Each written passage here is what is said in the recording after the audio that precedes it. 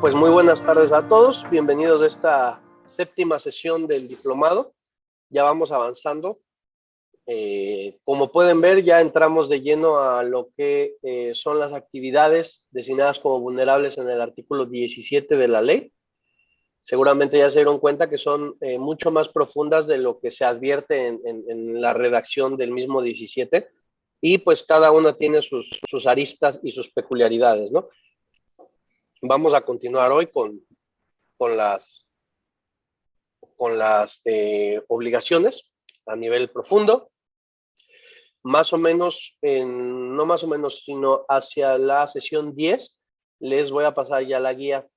Estamos checando la guía de certificación de la UIF, que ya la publicó. A mi parecer es muy similar, o va a ser muy similar que la de el Ceneval. ANUYES también hace sistemas de evaluación o tiene sus procesos de evaluación bastante establecidos. Entonces, pues va a ser muy similar a lo que tenemos en un Ceneval. Entonces, por ahí o en la sesión 10, un poquito antes, les voy a pasar ya la guía. La redacción de las preguntas, pues va a ser similar a lo que se van a encontrar en el examen como tal. Deben de ir muy mentalizados a la redacción, porque pues no es una redacción sencilla, ¿no? De dime si es cierto o no, o sea, es una redacción compleja. Hasta las preguntas de falso o verdadero, pues la redacción tiende a ser bastante compleja, entonces no te queda muy claro cómo es o qué te están preguntando. Por eso, pues la recomendación siempre es la que nos hacían desde la escuela, ¿no? De chamacos. Lee antes de contestar, ¿no? Era la instrucción reina de cualquier prueba de evaluación. Lee antes de contestar. Entonces va a ser algo muy similar. Muy bien, pues les comparto la pantalla. Vamos a continuar hoy en donde nos quedamos. La sesión pasada llegamos hasta la cuarta, hasta la fracción cuarta. Espero que ya tengan también en mente los umbrales de identificación y aviso que van variando para cada actividad. También funciona mucho ir agrupando los que sean idénticos, ¿no? Nada más líguenlo bien a la fracción, porque pues todo en la ley y en la autoridad está ligado a la fracción. Vamos a continuar hoy con la fracción 5, que es una fracción donde yo estimo que es numerosa. Debería de haber, o sea, debería ser la fracción o la actividad que tuviera, o de las más numerosas, lo es, aunque hasta el día de hoy la más numerosa sigue siendo la de los notarios, porque pues todos están dados de alta prácticamente, ¿no? No sé, o sea, puede ser que no, pero yo creo que todos los notarios en México pues están dados de alta en el portal antilavado, pienso yo. Espero, ¿verdad? La fracción 5 es la de desarrollo, construcción o intermediación. La redacción de esta fracción queda así: prestación habitual o profesional de servicios de construcción, 1, desarrollo de bienes inmuebles, 2, o de intermediación, 3. Entonces, la fracción 5 contempla básicamente 3 actividades. En la transmisión de propiedad o constitución de derechos sobre dichos bienes. Normalmente va a ser la compraventa, pero la constitución de derechos reales sobre bienes inmuebles también es una actividad vulnerable, no está muy contemplada y no conozco de muchos casos en donde habitualmente se hagan derechos de accesión, por ejemplo, ¿no? Pero en ese caso el notario sí la informaría, no así las partes involucradas.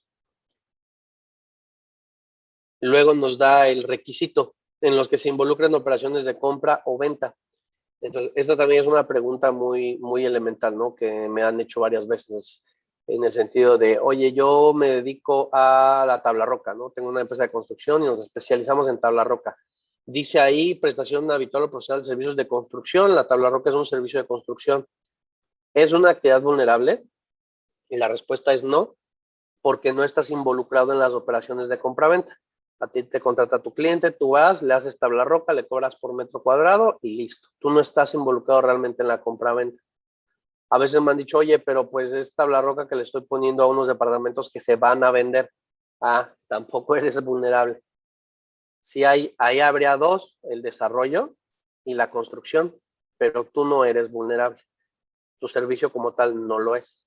lo es cuando involucra la compraventa. Si no lo involucra, pues entonces no. Y luego nos da el otro requisito, ¿no? Compraventa de los propios bienes por cuenta. Yo le hubiera puesto en la redacción operaciones de compra o venta de los bienes por cuenta propia o a favor de clientes de quienes presten dichos servicios. Entonces, si lo realizas a favor de los clientes, pues entonces sí es una actividad vulnerable, no es muy común, pero puede suceder también. Y a lo mejor no estaré realizando una, estaré realizando dos, ¿no? Esta y la del 11. Pero bueno, eso ya hay que analizarlo en cada caso. El umbral de identificación, como pueden ver en esta actividad, es siempre, y el umbral de aviso es de 8,025 UMAS. Por lo tanto, este es el umbral más alto, es de los umbrales altos. Todo lo que esté por debajo de esos 719,200.50, pues no es materia de aviso, pero aguas, porque acuérdense que tenemos como que muy tatuado la obligación del aviso. Entonces, si tú, por ejemplo, te dedicas a desarrollar y vender vivienda de interés social y tu producto más caro es de 350,000 pesos, tú únicamente no estás obligado al aviso por umbral. Sin embargo, debes de cumplir con todas las demás obligaciones de la ley, toda vez que el umbral de identificación es siempre. Entonces, tú ya de entrada, de antemano, realizas una actividad vulnerable. Entonces, pues ahí sí no hay opción, ¿no? Si tienen una pregunta o duda, ya saben, en el chat o levantan su manita. Luego, tenemos aquí que pues están las tres actividades como tal, que son construcción, desarrollo e intermediación. El requisito es que haya una operación de compra-venta o de transmisión de derechos reales para todo caso, y que ésta se haga por cuenta propia o a favor de un cliente al que se preste el servicio. Entonces, por ejemplo, si el de la tabla roca le construye a una desarrolladora de departamentos, los departamentos se van a vender. O sea, va a haber una compraventa, pero el de la tabla roca pues no va a ser por cuenta propia porque no es él el dueño de los departamentos, ni tampoco lo estaría haciendo a favor de un cliente porque él no va a comparecer de ninguna forma en la operación de compraventa. Él ni siquiera va a saber a quién se la vendan, si se va a escriturar, cuánto va a costar, nada de eso le interesa. A él le pagaron por metro cuadrado, ¿no? ¿A quién identificamos? Esta es una duda recurrente también en esta actividad. Y se identifica básicamente a dos personas distintas. Una es el inversor y esto es para el tema del desarrollo. Entonces, cuando tienes la actividad de desarrollo inmobiliario, lo que haces es que tienes que identificar a las personas que invirtieron en el proyecto a desarrollar. Si el caso fuera de que el único inversor, vamos a suponer que es una persona moral, una constructora que está constituida como una SA, y desarrolla con recursos propios. Entonces, hay que dar de alta la actividad de desarrollo inmobiliario. Se puede optar por la facilidad administrativa de mandar un aviso al principio y un aviso al final. La misma ley te dice cuándo es el final de la obra, es con el acta de terminación. Y en el de aviso dices quiénes han invertido para empezar a desarrollar y en el final dices quiénes invirtieron para terminar el desarrollo. Si solamente fue la sociedad, pues nada más va a decir que fueron recursos propios al principio, recursos propios al final, y mensualmente tienes que enviar un informe, como el que vimos la vez pasada, que es una especie de aviso sin operaciones, ¿no? Y tan. Esa es una de las personas que vamos a identificar. Aquí, si se fijan, esta figura es chistosa porque no es ni cliente ni usuario. Un inversionista no es cliente y no es usuario. Sin embargo, lo estamos identificando por el tema del origen.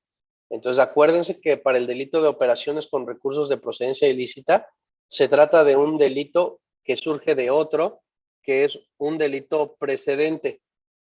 Entonces, para efectos o para la autoridad en sus revisiones, en sus actos de investigación y demás, le interesa saber el origen y el destino del recurso.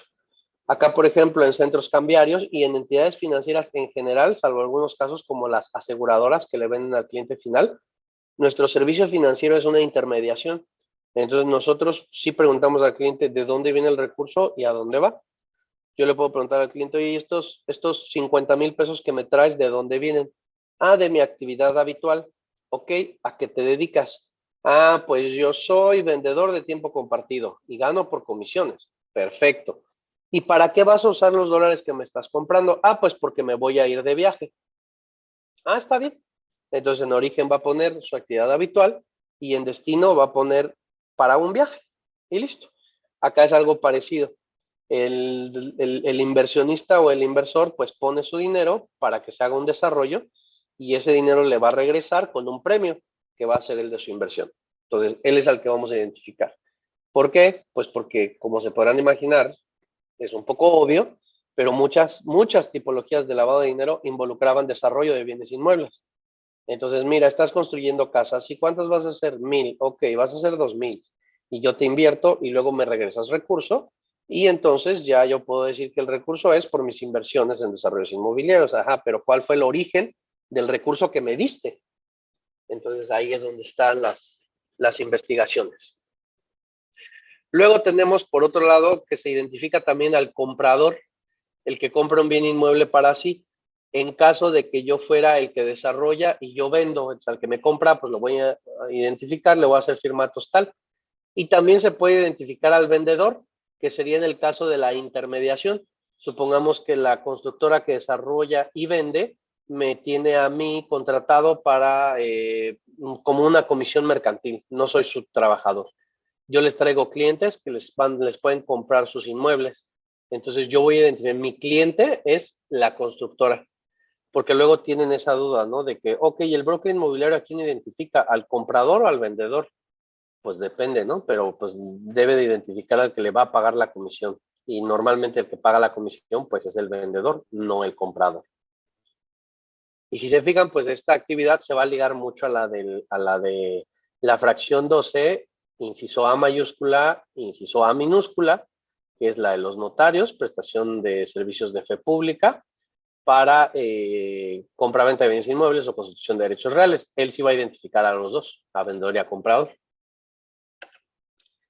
Continuamos. En el reglamento, en el artículo 27 bis, nos dice en su fracción tercera, en términos de lo previsto en el último párrafo del artículo 17 de la ley, no serán objeto de aviso las actividades vulnerables siguientes. La prestación habitual o profesional de servicios de construcción o desarrollo de bienes inmuebles, a que se refiere la fracción 5 del 17, en los casos de la primera venta de inmuebles, cuando A, los recursos provengan total o parcialmente de instituciones de banca de desarrollo o de organismos públicos de vivienda, Infonavit, Fobiste. Y B, la totalidad del precio haya sido cubierta por conducto de instituciones del sistema financiero. Entonces, aquí, por ejemplo, esta facilidad, entre comillas, nos dice que esas actividades vulnerables de la fracción quinta no serán objeto de aviso. Ahí lo que deberíamos de entender es que independientemente del monto, del umbral establecido de 8,025, si yo tengo un caso en el cual estoy vendiendo un inmueble que yo desarrollé, yo construí y es la primera venta, ¿cuál es la primera venta? Pues el primer dueño. Entonces, si nosotros compramos el terreno y construimos 100 casas de encima del terreno, al momento de vender la casa, pues es la primera venta de la casa. Menciona que no será objeto de aviso, independientemente de los 8,025, si los recursos provienen total o parcialmente de instituciones de banca de desarrollo o de organismos públicos de vivienda. Vamos a suponer que nuestras casas son de 3,5 millones de pesos. Estamos muy por encima del umbral de aviso de los 8,025. Pero vamos a suponer que nos la compra un cliente con un crédito Cofinavit. Entonces, en ese crédito Cofinavit, parcialmente vienen recursos del Infonavit y de una banca privada. Dice, o sea que se tienen que dar las dos condiciones para que se actualice el supuesto. La totalidad del precio ya ha sido cubierta por conducto de instituciones del sistema financiero. Vamos a suponer que el cliente me dio el enganche, me lo pagó por transferencia electrónica de fondos de un 5% y el otro 95% llegó a través del crédito Cofinavit. En ese supuesto no sería necesario siquiera mandar el aviso. No serán objeto de aviso. Algunas constructoras lo manejan así, otras pues por curarse en salud avisan todo. Eso ya es a decisión de cada quien. Luego tenemos criterios para la fracción quinta del portal antilavado. Se entenderá por actividad vulnerable a la prestación de servicios de construcción en las que no se involucren operaciones de compraventa de dichos bienes inmuebles. La respuesta es no. ¿Por qué? La prestación habitual o profesional de servicios de construcción o desarrollo de la fracción 5 del 17, en donde no se involucren operaciones de compra o venta del referido bien por parte del que prestó los mencionados servicios, no es considerada actividad vulnerable. Entonces, por ejemplo, si yo soy un constructor, no soy como ICA, y a mí me contrata una sociedad, una persona moral, para construir todo. Yo hago el edificio, los acabados, la obra negra, la cimentación, todo lo hago yo. Lo acondiciono y demás. Pero me contrataron para que construyera un hospital, pues ahí no hay actividad habitual. ¿Por qué? Pues porque no va a involucrar operaciones de compraventa.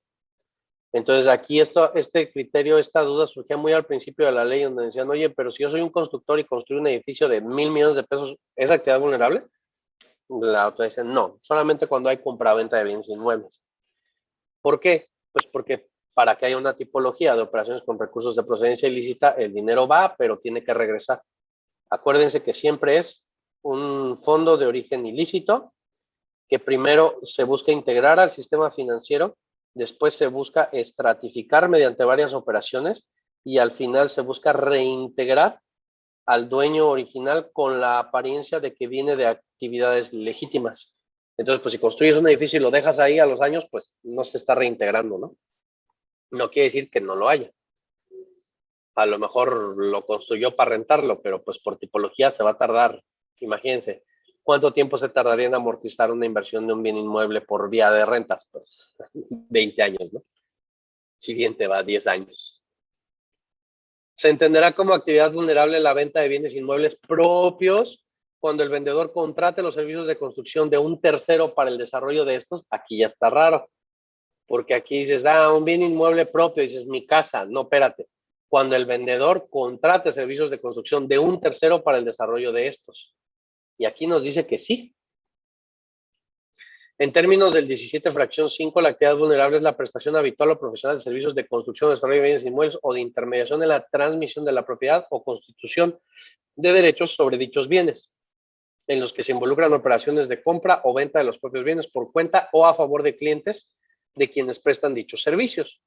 En este sentido, la venta de un bien inmueble propio, en la que se involucra la prestación de un servicio de construcción por parte de un tercero, sí se entenderá como actividad vulnerable de desarrollo, ya que el fin primordial de la contratación de dichos servicios de construcción por parte del vendedor es la de que el bien inmueble de que se trate sea sujeto a un acto de operación de compra-venta a favor de sus propios clientes o usuarios.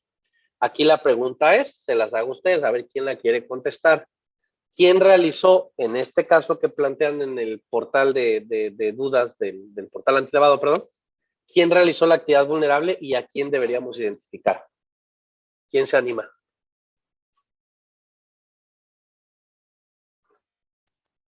No, me están dormidos por la comida. Sería el dueño del inmueble, ¿no? ¿Alguien tiene una opinión diferente? El intermediario, el vendedor. El vendedor. Ok, está bien.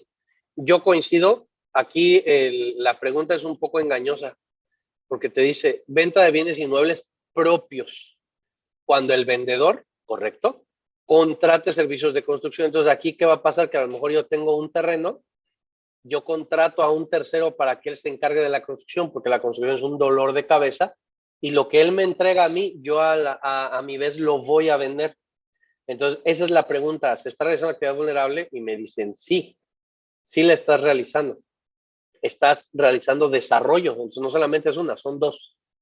Tendrías que darte de alta por desarrollo y tendrías que darte de alta por compraventa de bienes inmuebles.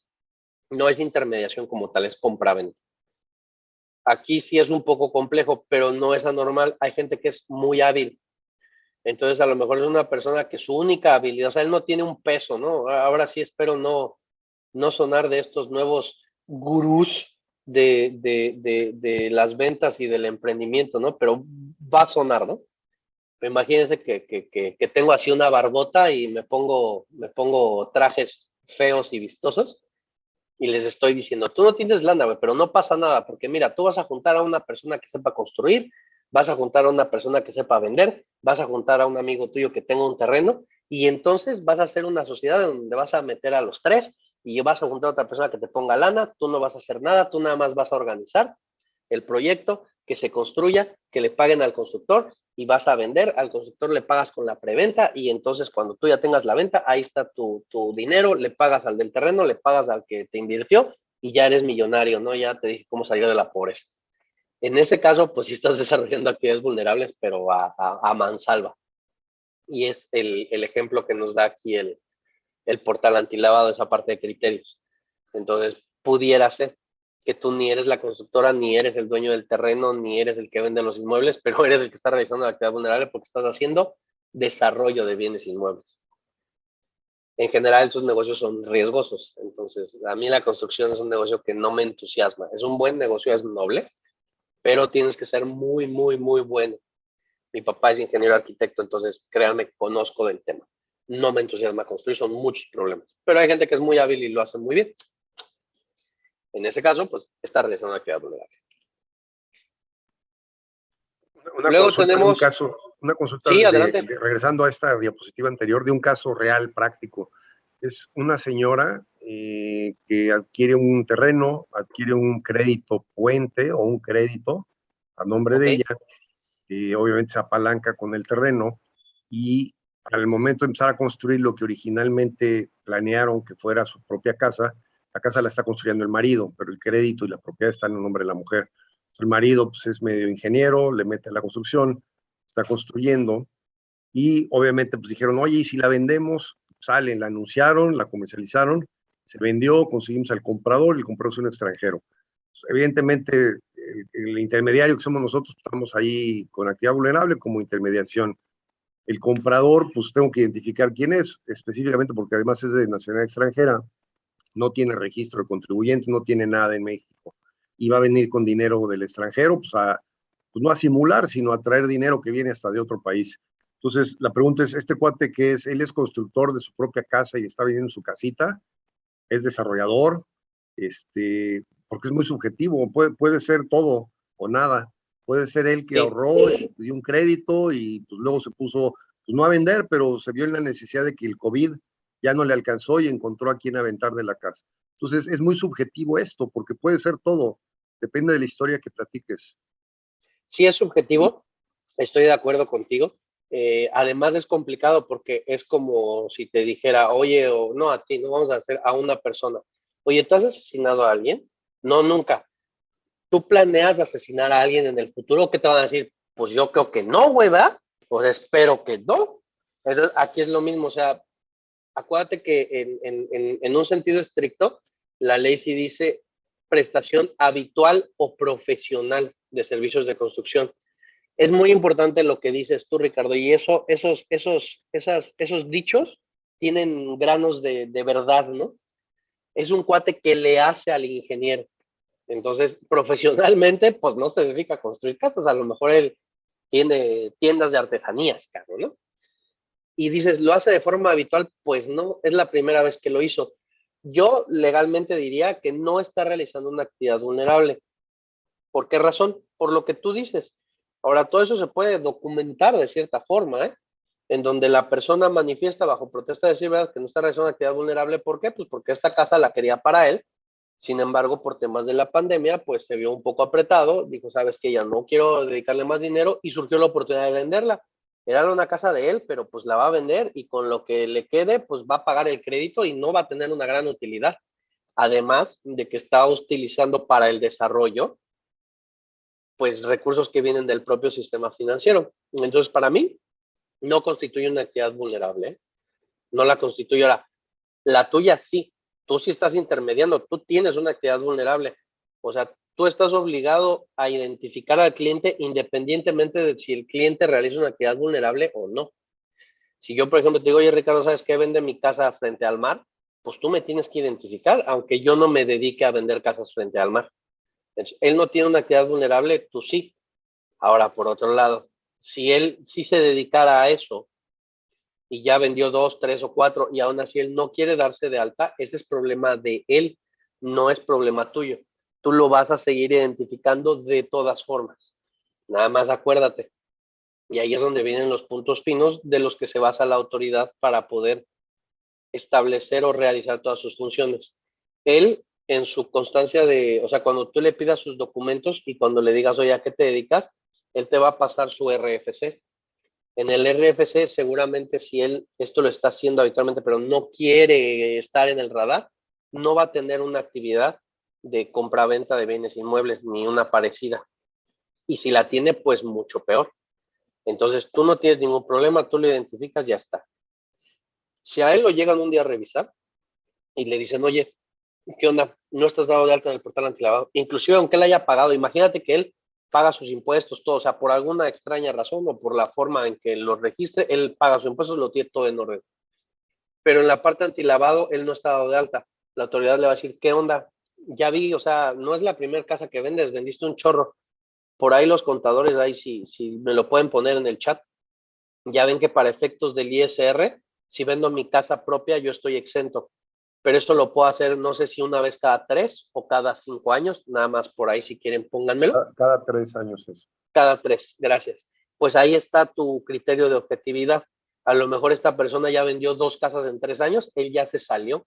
En la primera la pudo exentar y en la segunda, ¿qué hizo? Y aún así todavía podría decir que no es habitual, pero si ya vendiste 3, entonces, ¿qué onda? O sea, ¿quién tiene 3 casas? Es que no sea negocio, pues no se estila, ¿no? Podría ser. Los muy ricos tienen muchas casas, lo sabemos, ¿no? Pero no las van a estar vendiendo cada año. Entonces, sí es un criterio un tanto subjetivo. Lo que te recomiendo ahí es que pues tú cumplas y tú identifiques. Y al extranjero lo va a identificar el notario. También porque sea extranjero no quiere decir que es malo, ¿eh? Acuérdate que en el anexo de las reglas de carácter general, en los anexos, hay uno que dice persona física extranjera con calidad migratoria diferente a residente temporal. O sea, puede ser un turista que tiene mucha lana y quiere comprar una casa, ¿por qué no? Claro que se puede. Y se le va a identificar con pasaporte y con lo que él tenga. O sea, eso no es ningún problema. Ahora, ¿ese turista va a traer $500,000 en la bolsa para pagarte la casa? Pues no va. Te va a decir, te voy a transferir de Bank of America. Y no pasa absolutamente nada, nada más que pues esa operación la va a observar la WIF. Pues por supuesto que sí, sin ningún problema, ¿no?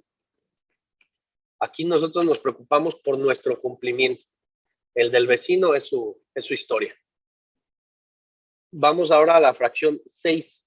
Metales preciosos, joyas Maestro, preciosas y relojes. Sí, adelante, José Ángel.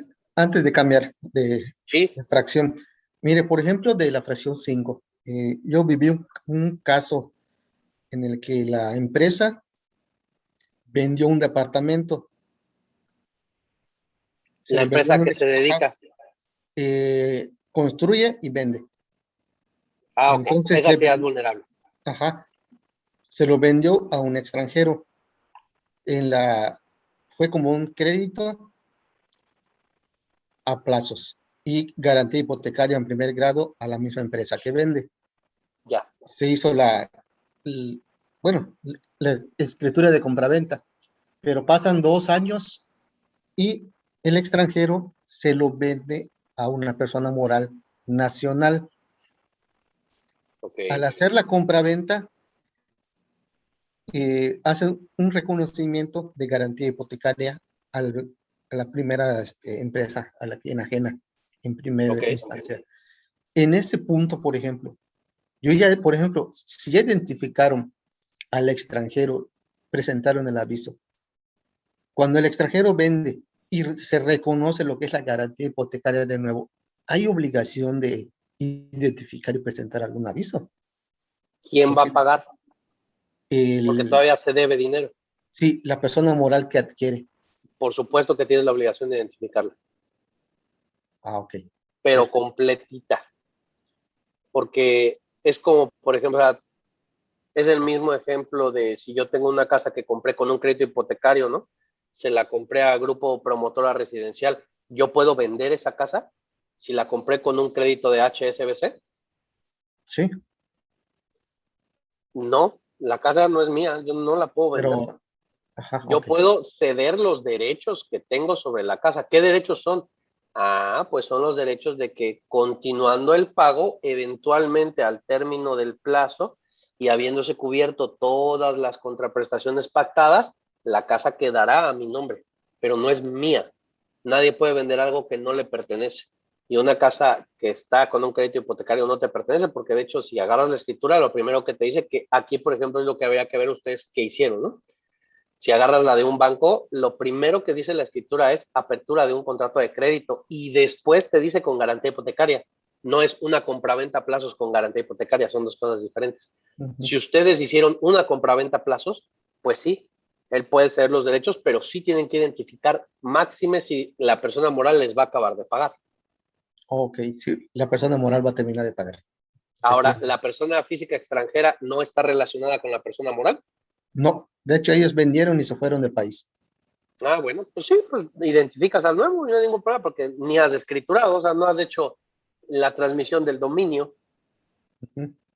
que ahí me saca ronchas legalmente hablando, ¿no? Porque la gente dice, es que perdí mis escrituras y si alguien las encuentra me quita mi casa. Y yo, nah, claro que no, güey, no sirven para nada. O sea, lo que importa es el traslado de dominio. Entonces, Sí. pues por mala costumbre les decimos escrituras, pero escritura pública es lo que produce un notario, no es el papel donde dice que eres dueño de un inmueble, ¿no? O sea, un contrato que se ratifica, pues se puede hacer por escritura pública también y no es un inmueble, ¿no? Ok. Entonces, pues sí, es el caso. Ustedes a lo mejor abrieron un contrato de compraventa a plazos, no lo sé, pero todavía no se perfecciona. Entonces, sí están obligados ahí. Las sesiones de derechos, y qué bueno que lo dices, dan muchos problemas.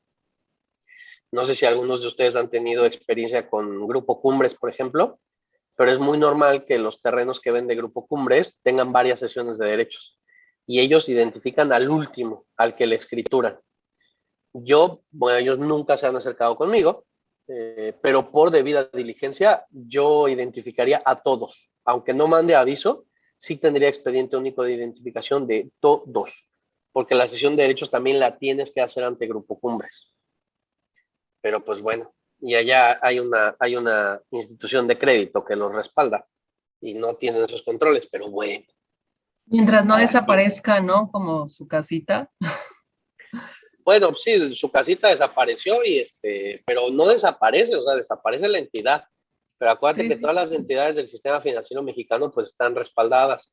Entonces, en este caso, todas las propiedades de su casita, fueron varias, Hipotecaria México y otras que eran las OFOLs, Sí. las jaló Sociedad Hipotecaria Federal y la cartera la metieron en fideicomisos. Entonces, no creo que les platico a ustedes, no se les platiqué, pero ya tenía una casa que sacó con su casita y es una casa que tenía excedente de terreno, él hizo locales y tal. Llegó un momento en que dejó de pagar porque no había quien pagarle y una de las cobradoras, ¿no? De esas entidades que se dedican a gestionar esos créditos, pues lo contactó.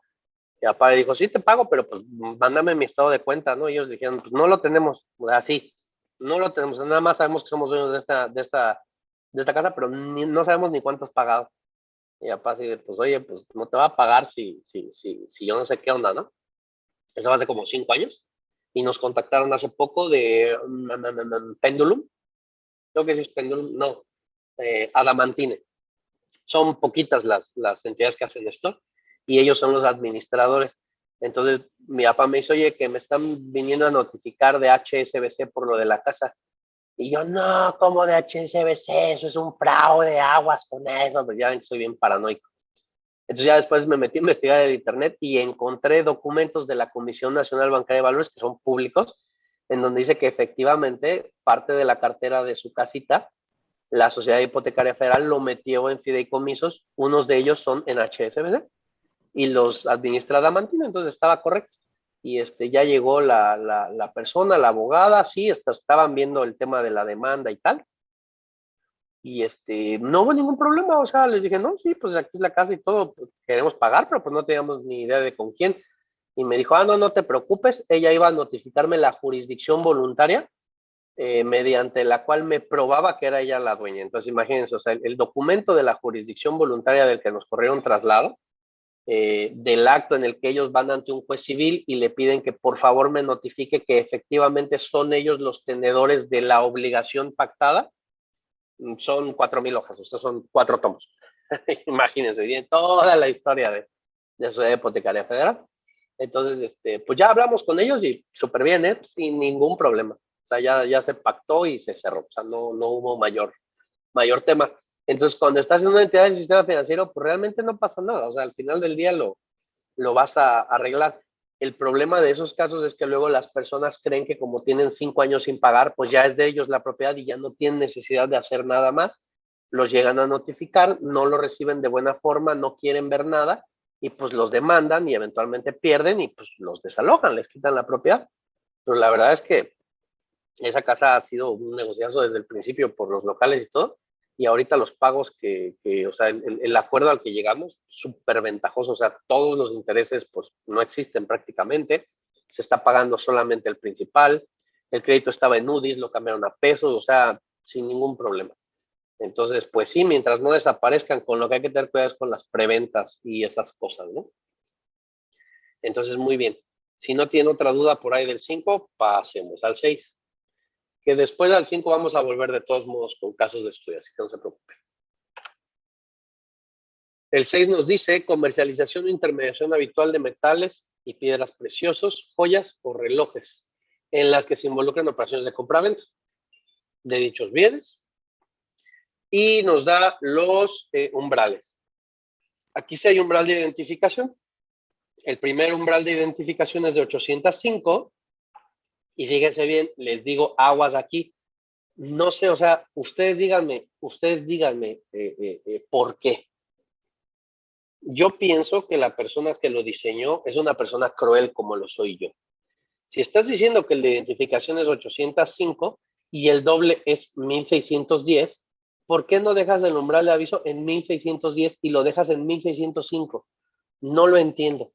De verdad me gustaría que me presentaran a la persona que trabajaba ahí con los legisladores y les dijo, no, 1605. Oye, pero ¿por qué no 1610 para que sea más fácil que se lo aprendan?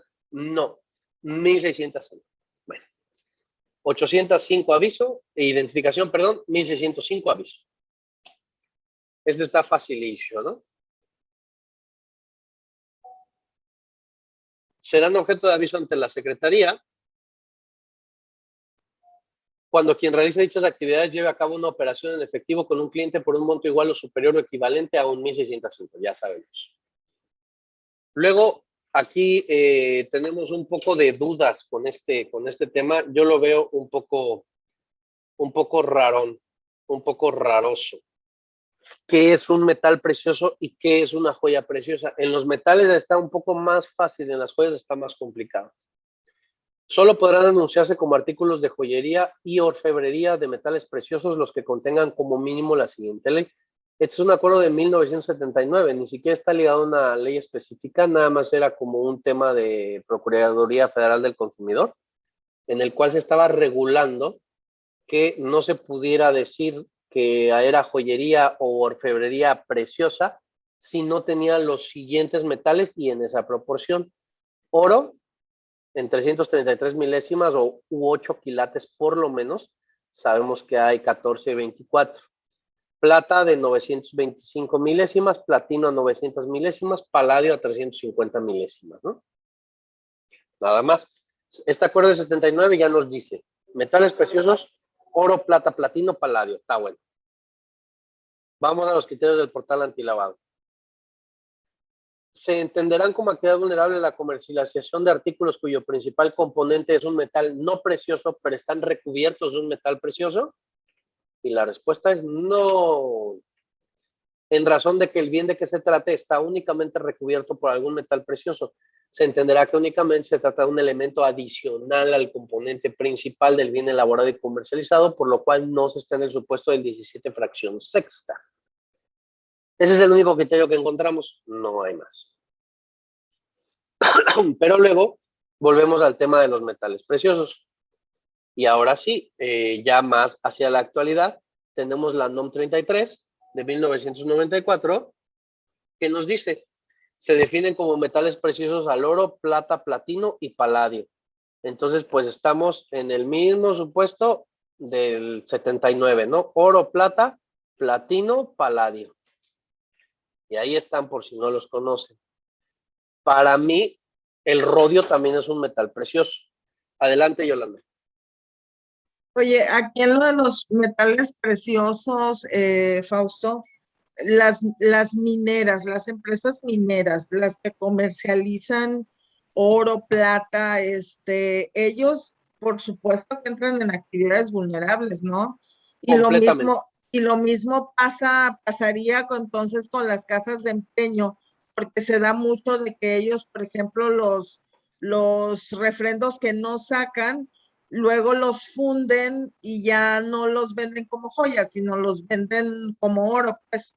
Entonces también Correctamente. ellos están dentro de esto, ¿no? Al 100%. Inclusive yo también puedo comprar oro. Yo no compro oro en el centro cambiario porque tú sabes perfectamente bien que para comprar oro es un dolor de cabeza. Si eres Sí. menso, te venden todo menos oro. Y la verdad yo no le sé, o sea, hay que saberle y que el aparato y el ácido y que morderle. Y no, gracias. Suficiente tengo con lo que tengo.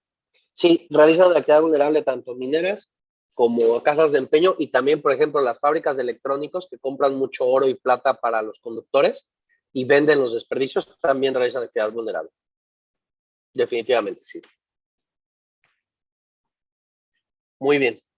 Entonces, fíjense por ahí, nos dijeron primero oro, plata, platino y paladio. Para mí el rodio también es un metal precioso. Ok, ahora vamos a la que nos interesa, que es la fracción, el artículo 3, fracción 11, en donde la propia ley PORPI nos está limitando, está reduciendo la cantidad de metales preciosos. Nos dice en la fracción 11 del artículo 3 que los metales preciosos son oro, plata y platino. Entonces, si yo me dedico a producir rodio y paladio, pues yo no estoy dentro de la clasificación de la propia ley. Ahora, fíjense bien, ¿qué es lo que pasa? Tú no vas a encontrar un anillo de paladio, sí hay, sí existen, hay gente muy excéntrica que los pide, pero son exorbitantemente caros. Normalmente tú encuentras en joyería presencia de rodio y paladio, sobre todo en las uñas donde se engarzan los diamantes, porque es mucho más duro el paladio y el rodio que el oro. De hecho, el oro es un metal muy dúctil. Entonces, si tú tienes un anillo de diamantes, un anillo de oro amarillo de diamantes, y te acercas a ver las uñitas donde están los diamantes, te vas a dar cuenta que son blanquitas. ¿Por qué? Pues porque están hechas de rodio o paladio. No hay otra opción. Entonces yo consideraría que sí son materia de vulnerable porque la fracción del 17 no lo limita, pero en el artículo 3, en la fracción 11, pues sí que te lo limita. Entonces dices, bueno, va, ya está. Oro, plata y platino, sale. Luego la fracción 10 nos dice, piedras preciosas, ¿qué serán? Las aguamarinas, los diamantes, las esmeraldas, los rubíes, topacios, turquesas, zafiros. Acá sí se complica un poco más la situación. Yo cuando trabajé en una joyería, a mí me dijeron, piedras preciosas nada más hay 4. Diamante, rubí, zafiro y esmeralda. Y párale de contar. Todas las demás son semipreciosas. Y yo dije, bueno, Simón, va, me suena lógico. Pero de repente veía piezas de semipreciosas que eran mucho más caras que los de diamantes o de zafiros. ¿Y por qué? Ah, pues es que depende. Entonces, ni siquiera en la gemología existe una clasificación definitiva de qué es una preciosa y qué es una semipreciosa. Ahorita vamos a regresar a eso.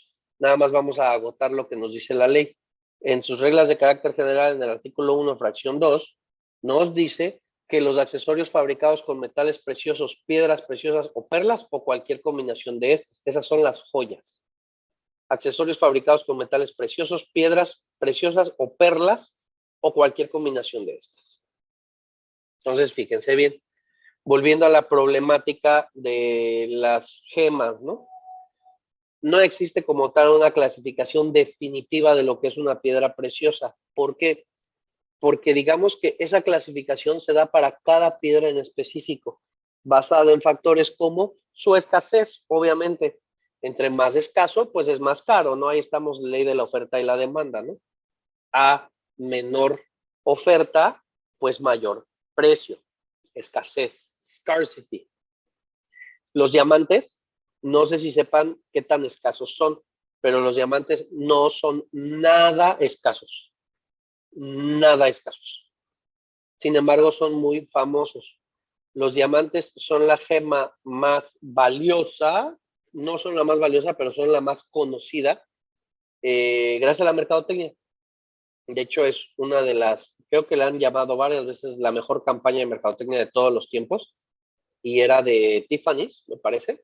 La hizo una mercadóloga, una mujer en los años 30 o 40, y la idea era aumentar el valor del diamante, el costo, y lo hicieron, y lo hicieron, pero magistralmente. Son frases que todos conocemos, ¿no? De los diamantes son eternos. Diamonds are forever. Entonces es una forma en la que se implantó en la psique popular eso. Si yo les pregunto, oye, si le vas a proponer matrimonio a una mujer, le tienes que dar un diamante de qué, perdón, un anillo de qué, de diamantes. ¿Por qué? ¿Dónde dice, güey? ¿Dónde está la ley que diga que le tienes que traer? No hay. Es una costumbre. ¿Pero por qué? Pues porque Tiffany's quería vender diamantes. Entonces, ese caso de estudio siempre lo doy en la escuela y siempre les dejo el trasfondo de que muchas veces algo que nos parece bonito, que nos parece una hermosa tradición, es un pinche tema de mercadotecnia que alguien nos vendió, ¿no? Es igual que Santa Claus. Santa Claus rojo, gordo, barbón, no existía. Lo inventó Coca-Cola. Ya. Simple y sencillo. Si alguno de ustedes en este grupo todavía cree en la existencia de Santa Claus, lo siento mucho. Ya sé que Josmar por ahí todavía pensaba que Santa Claus existía, pero no, Josmar, no. Lo inventó Coca-Cola. ¿Ok? Entonces, en el caso de las gemas, pues es algo parecido. No sabemos cuáles son preciosas y cuáles no, pues porque entran factores como la escasez, su dureza, su pureza, su color, que si brilla, que si refracta, que si no. Entonces, pues hay muchas piedras que son consideradas semipreciosas por sus características particulares, más bien semipreciosas por su clasificación, pero por sus características particulares pueden ser mucho más caras que un diamante, un rubí o un zafiro, ¿no? Entonces, si nosotros realizáramos una debida diligencia, si nos dedicamos a la compra y venta de joyería o de piedras preciosas o fabricamos artículos de joyería, pues está bien difícil porque pues en teoría nos tendríamos que ceñir a lo que dice la fracción 10 del artículo 3, ¿no? Aguamarinas, diamantes, esmeraldas, rubíes, topacios, turquesas y zafiros. Pero vean cuántas hay ahí en el esquema. La alexandrita, que es carísima. Las amatistas, que a mí me encantan las amatistas. Yo no uso joyas como podrán observar, pero me gustan. Las acuamarinas, los diamantes como tal. Vean la dureza del diamante. El diamante es muy duro. De hecho, pues no puedes cortar un diamante con otra herramienta que no sea un diamante. Las esmeraldas, los granates rojos, los ópalos, hay ópalos australianos, hay etcétera, ¿no? Zafiros, perlas, peridoto, rubí. Es de eso que nos mandaron en el chat. Sí, era Tiffany, ya ven si me acuerdo. Tiffany's y De Beers, los diamantes son eternos. Sí. Lean ese caso de estudio, está buenísimo. Buenísimo, porque además la gente lo que hacía, fíjense también cómo nos implantan ideas, y eso es lo realmente peligroso. La gente lo que hacía es que cuando se moría, pues donaba sus joyas, y los herederos, ¿qué creen que hacían con las joyas? Pues lo que dijo Yolanda, ¿no? Lo fundían y lo vendían, vámonos. Entonces, a Tiffany's y a De Beers les afectaba mucho el mercado de la reventa. Entonces ellos dijeron, ¿cómo? Acuérdense que eran otros tiempos y lo monopólico no era mal visto. Entonces ellos dijeron, ¿cómo hacemos para acabar con el mercado de reventa de joyas? Para nosotros monopolizar, controlar el mercado de las joyas. Ah, pues vamos a implantar en la mente de la gente que las joyas pues tienen un componente emocional y son una herencia, en inglés es el heirloom, ¿no? Y son una herencia y es muy bonito. Entonces implantaron esto ahí en la mente y hasta el día de hoy permanece, ¿no? Es que es el anillo de la abuela. No, hombre, el anillo de la abuela y es que ella lo usó cuando se casó con mi abuelo. O sea, sí está bonito, güey, pero pues es metal. Ah, pues sí, pero la gente ya no lo vende, ya no lo funde y ya ellos eliminaron por completo el mercado de la reventa de metales y joyas preciosas y no solo eso, controlaron por completo el mercado de los diamantes. El diamante, el precio del diamante es un precio artificial y lo fija un consorcio. que están los productores de diamantes en el mundo. Me parece que no son más de 8 entidades, entre ellos De Beers. Y el precio es completamente artificial, o sea, es un oligopolio, completamente, y es permitido. ¿Quién creen que no juega en el oligopolio? Rusia. Así que si algún día van a Rusia, llévense unas lanitas, porque allá los diamantes son muy baratos. Y de hecho, si ya están dentro del tema y les interesa, métanse a investigar los problemas que ha tenido Costco de México, bueno, no, Costco, contra los productores de diamantes. Si necesitan un día comprar un diamante, el primer lugar al que deben de ir es a Costco. Los precios son baratísimos. O sea, el mismo diamante que, no me acuerdo, pues es Tiffany's, el de la bolsita verde. Un diamante que en Tiffany's te cuesta $35,000, en Costco lo consigues en $4 o $5,000.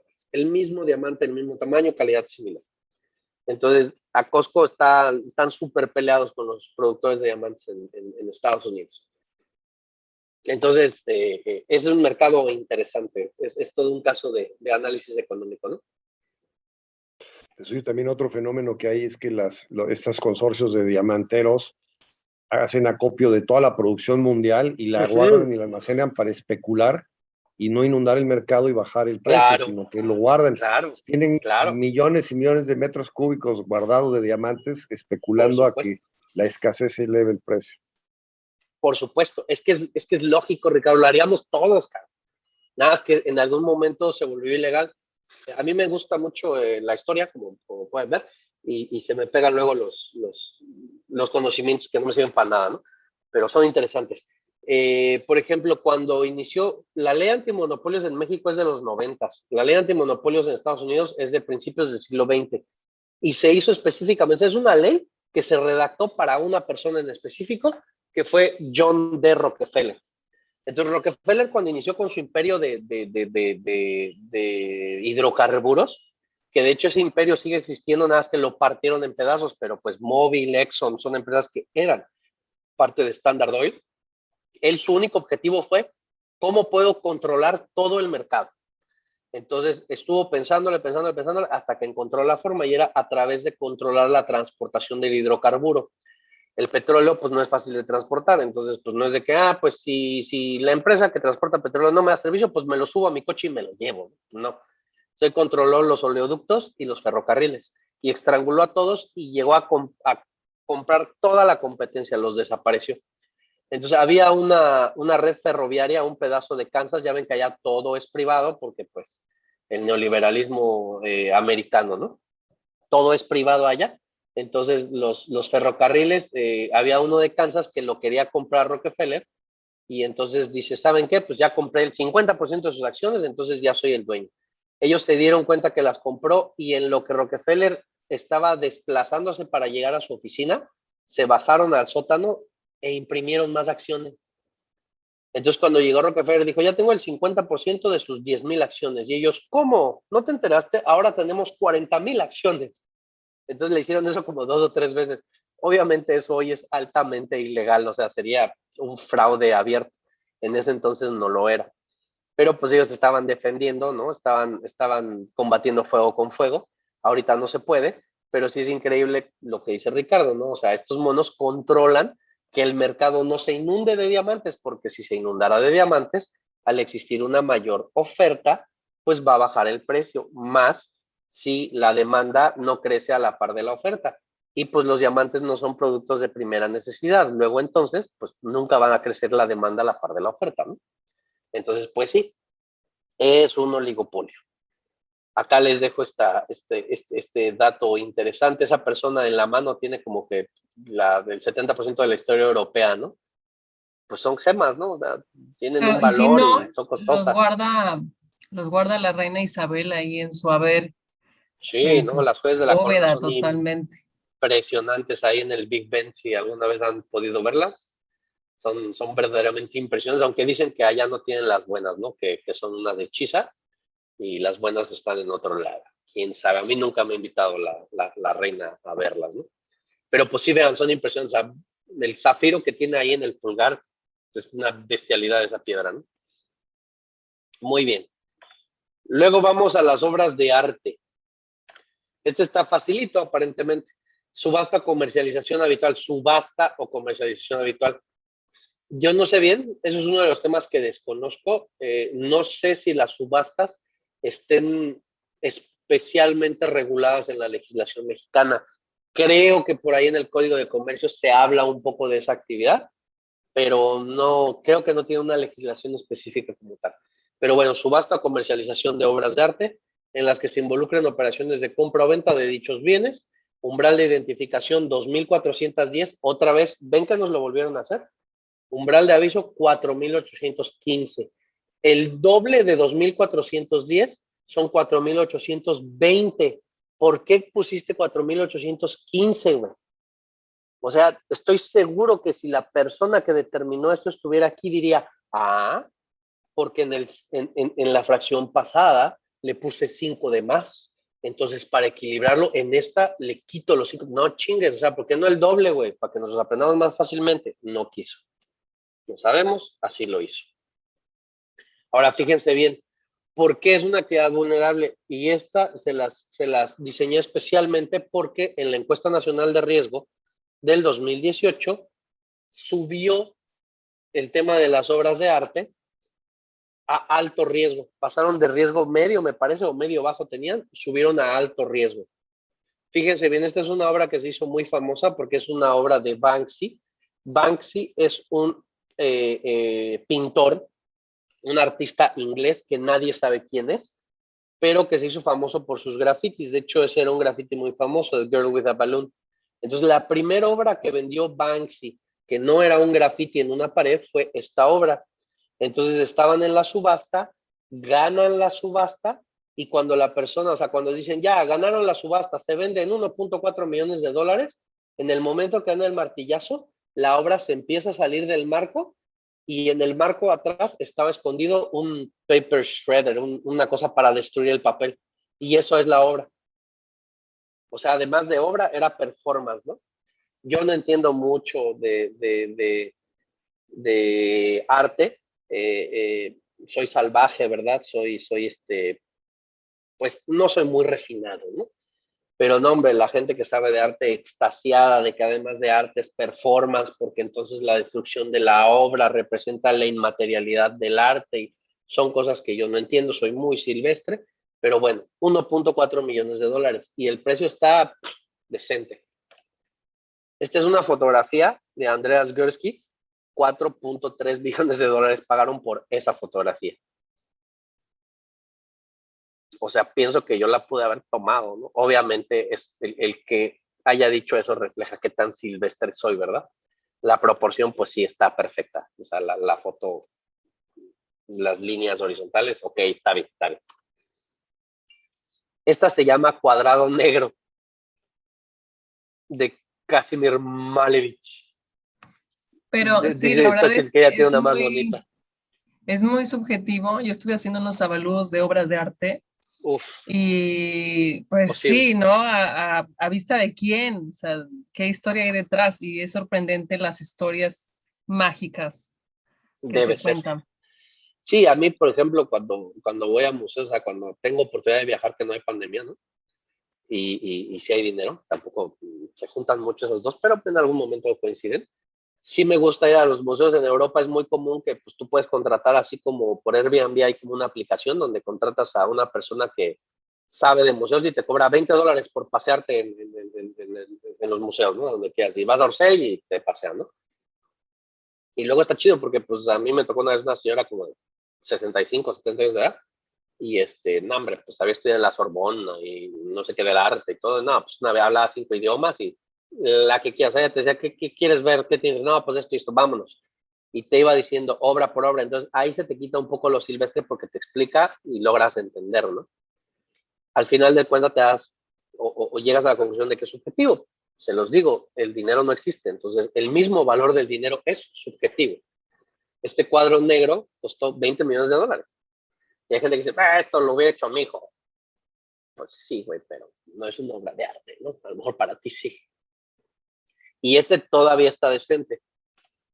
Estas están más locas y las compró una sola persona, ¿eh? La primera es Interchange de Willem de Kooning Y la otra es número 17A de Jason Pollock. Son famosos los Pollock, hay hasta por ahí una película de él. Y por esos dos cuadros, yo creo que le hicieron descuento, ¿no? Pagó $500 millones. No son las más caras o la más cara, creo que la más cara hasta ahorita es la de Leonardo da Vinci, de Jesucristo, que se ve así en el mundo y la fregada, que la compró el emir de Dubái o una cosa así, ¿no? Entonces, yo les pregunto, ya que vieron los precios que pueden alcanzar los cuadros, es muy difícil creer que puedan utilizar obras de arte para ocultar el origen ilícito de los recursos. No es nada difícil. Nada difícil. Pues hasta, de hecho, Hollywood hace parodia de eso, poniendo que casi todos los capos invierten siempre en obras de arte, ¿no? Sí, inclusive es un tema muy sabido en Estados Unidos, que los ricos desde hace muchos años, una manera en que eluden impuestos que no evaden, porque son cosas, aunque muy parecidas, no idénticas, lo que hacen es que compran una obra de arte en $100 millones. Se quedan con ella un rato y después la donan, pero piden un nuevo avalúo y la donan en $500 millones. Como es una donación y se la donan a una AC, pues en ese momento deducen de sus impuestos los $500 millones. En México yo ni siquiera he investigado si es posible, contadores, gracias, pero es que es lo que dicen, pues el valor es muy subjetivo. ¿Qué valor tiene? El que le quieras dar, cabrón. El que alguien esté dispuesto a pagar por ella, ¿no? ¿Cuál es el costo? Costo. ¿Cuál es el costo de una obra de arte? ¿Será siquiera relevante saberlo? O sea, ¿cuánto creen que se gastó Jason Pollock en esa obra de arte? Costo. Lo que le haya costado el bastidor y el lienzo, que son grandes, creo que es un cuadro de 3 metros por 2 o 4 por 3, una cosa, son muy grandes. ¿Cuánto se habrá gastado de pintura acá? O sea, ¿les parece bien que digamos que se gastó $1,000 en insumos, en materia prima? ¿Y de dónde salieron los otros 299,999,999? O sea, ¿de dónde salieron? Pues de sus manos, ¿no? De la escasez. ¿Cuántos Jason Pollocks hay? ¿Cuántos más va a haber? Pues es lo que decía Ricardo, no estamos controlando la oferta y al ser un bien ultra escaso, pues su precio tiende a ser exorbitante. ¿Cuántas Mona Lisas puede haber? Pues una, güey, ¿no? Entonces, ¿es difícil que se utilicen para lavar dinero? No, no es difícil, no es increíble. El costo es nada, no es representativo. O sea, no es nada representativo. ¿Cómo fijamos su precio? Pues ahorita precisamente lo platicamos. No hay forma. Digo, los que se dedican a evaluar, ahí si nos quisieran decir cómo evalúan obras de arte, así resumidamente cuál es el criterio, estaría bastante bueno. Pues mira, no hay un Lidia. criterio particular, no hay una metodología, es muy subjetiva. Sí hay comparativas y bueno, pues no es como siempre bajo el mismo método. Es mucho más sencillo de lo que creemos.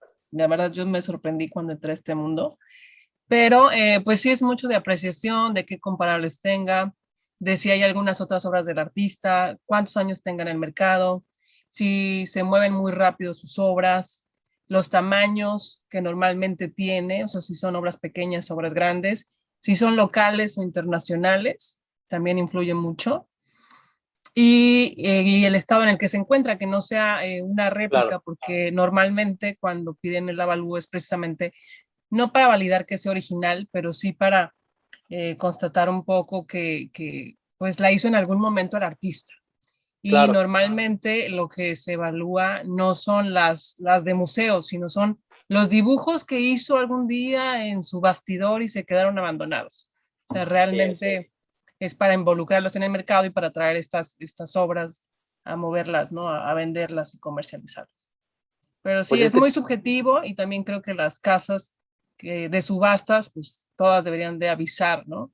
Y muchas no sí, están enteradas o muchas usan a donaciones o prestamistas o es muy, muy complicado. sí, Pero es todo un bien, tema. El mundo del arte es muy, muy, muy interesante. A mí, hace poco me hice adicto ahí a un canal de YouTube de un cuate, creo que está en París o está en Europa, pero restaura obras de arte. Nada, es un trabajal, ¿no? O sea, está increíble, pero hablan mucho de eso. Entonces, en las obras de arte, imagínense, también es un tema, porque no es un tema nuevo. O sea, ustedes saben, seguramente han oído que durante la Segunda Guerra Mundial los alemanes saquearon Europa, y no solamente la sociedad europea, sino que también saquearon obras de arte y tal. Hay obras de arte perdidas que no se sabe dónde están. En México tenemos el caso de las obras de arte de Mario Moreno Cantinflas, que con su socio, era su productor, que era austriaco, se hicieron de una cantidad impresionante de obras de arte y tenían impresionistas, tenían muralistas mexicanos, son 500 piezas o 1500 piezas, no sé, o sea, es una cosa exorbitante. Costco puso un museo en Cuernavaca, me parece, ahí estaba la exposición, y luego cuando se empezaron a pelear el tema de la herencia, uno de los, o sea, se presume que uno de los herederos se llevó las obras de arte y están desaparecidas al día de hoy. Entonces es todo un tema, porque hay muchísimas obras de arte que están, pues, en colecciones privadas, ¿no? Ni siquiera están inventariadas. Entra también el tema de si son patrimonio de la humanidad. Lo que hay en los museos me parece que es un porcentaje ínfimo en comparación con todo lo que hay. Y pues como dijo Lidia, ¿no? Imagínense, ¿cuánto costaría un boceto de Leonardo da Vinci hoy? O sea, ¿qué valor le quieres poner? Que te digan, sabes que esto salió de su mano, cabrón, y es un boceto que hizo de un perro, cabrón. Va a costar cientos de millones de dólares. Sí, ¿no? y luego rastrear en la historia si es su letra, cómo la hacía en ese momento, si hay alguna documentación histórica que valide eso. O sea, realmente sí es Correcto. otro mundo. Y pues Sí. fuera de eso sí hay mucho dinero que se mueve. O sea, por encima y Sí. por así descaradamente, pues hay que Sí, decirlo, ¿no? y por abajo también, por arriba y por También. abajo, porque se mueven muchas cosas.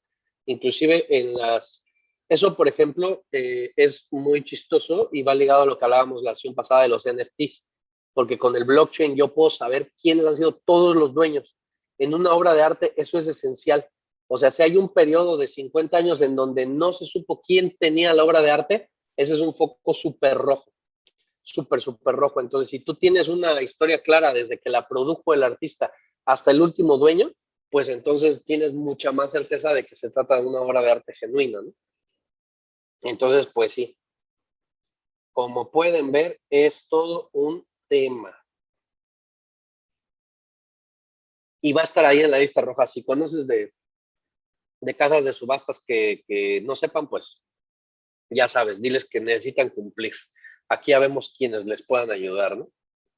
Ahí me falló, no es obras de arte, perdón, eso lo voy a cambiar después. Son coches, la fracción octava del 17.